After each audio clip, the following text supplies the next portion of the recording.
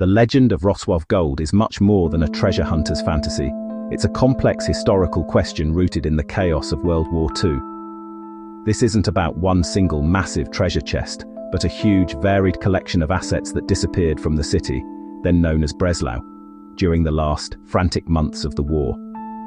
The contents of bank vaults, private art collections, museum exhibits, church treasures, and the personal belongings of citizens fleeing the Red Army. The topic remains important not only because of its material value, but also because of what their discovery could tell us about the final days of Nazi Germany, the mechanics of wartime looting, and the tragic displacement of cultural heritage. In August 1944, as the Eastern Front was collapsing, Hitler declared Breslau a fortress. This meant the city would be defended to the last man. This decision led to a huge, messy evacuation of people and valuable items. Gauleiter Karl Hanke was in charge of this process. Orders were given to banks, to museums, and to wealthy individuals. They were told to hand over gold, currency, and works of art for safekeeping.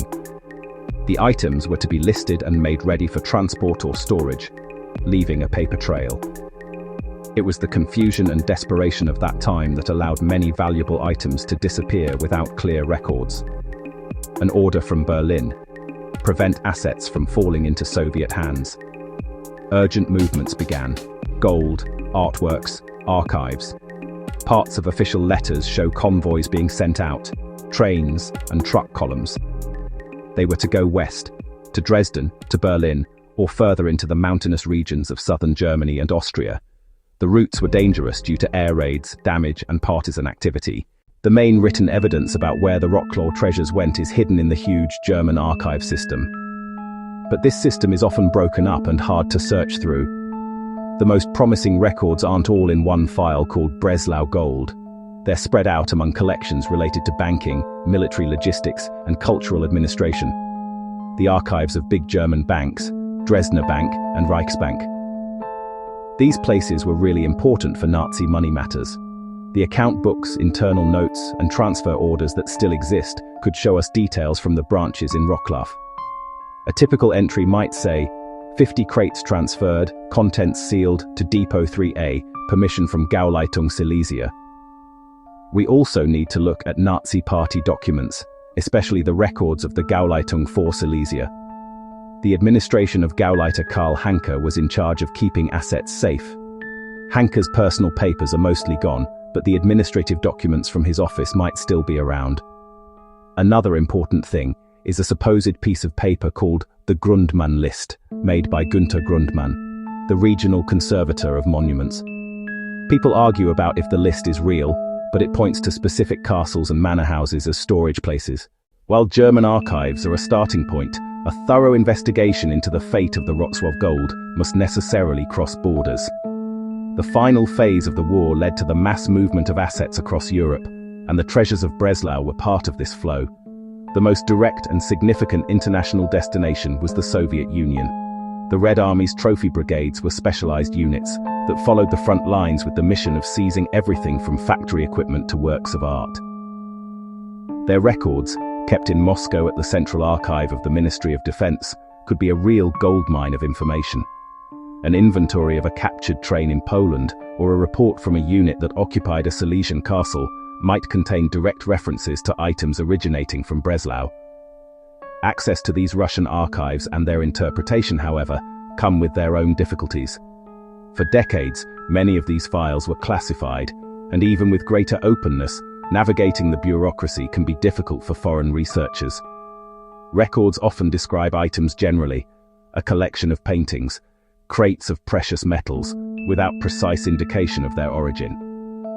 Nevertheless, cross-referencing Soviet inventories with lists of missing items from Breslau museums has brought success, leading to the recovery of specific works.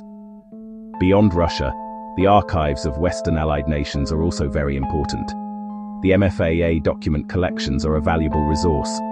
The monuments men discovered hundreds of depots in Germany and Austria, including Altaussee and Merkers. Swiss banks accepted gold and other assets. If portable elements of the Wrocław gold were moved, Switzerland would be a logical place for them to end up. Although the accounts of Holocaust victims were mainly tracked, The disclosed materials may contain traces of large transfers that can be linked to assets consolidated in Breslau. To move from the theory in the archives to the actual search areas, we need to create a trail map. This map will bring together the evidence from documents with the real geography of Lower Silesia.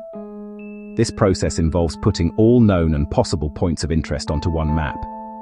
Key locations include the biggest banks and museums in Wrocław, which were the starting points for the treasure's journey. Next, we add the main railway stations, goods sidings, and marshalling yards. By recreating the main and secondary rail networks and roads, we can see the escape routes. On top of this framework, we add a layer of possible hiding places. Based on the Grundmann list and wartime accounts, Książ Castle, Czocha Castle, Grodziec, these are potential storage sites. Another layer, closed-down industrial sites and the famous Project Rees in the Owl Mountains, a complex network of tunnels and chambers, linked to rumors of hidden treasure and a gold train. By mapping the entrances, we mark out areas for non-invasive surveys. Ground-penetrating radar surveys can find unusual things, sealed corridors, buried metal objects. The map must also include human intelligence, local testimonies and post-war accounts. A local legend, lorries in February 1945. A confession about burying crates in the forest. When stories match a route and a hiding place, the credibility grows, creating priority zones. To sum up the maze of searching for the Wrocław gold, it becomes clear that there isn't one simple answer. The evidence comes from bits and pieces of old records, and from stories that are just guesses. The most believable idea is that the gold didn't go down just one path. Some of it was moved to the west, some was taken by the Allied forces, some disappeared into the black hole of Germany's collapse, some ended up in secure vaults in central Germany, some might have gone to neutral countries. Another part was taken by the Red Army's trophy brigades and moved to the east. It might be in Russian state collections today, often not written down or wrongly categorized. The idea of it being hidden locally in Lower Silesia remains strong, supported by the area's features and the confusion of moving things around.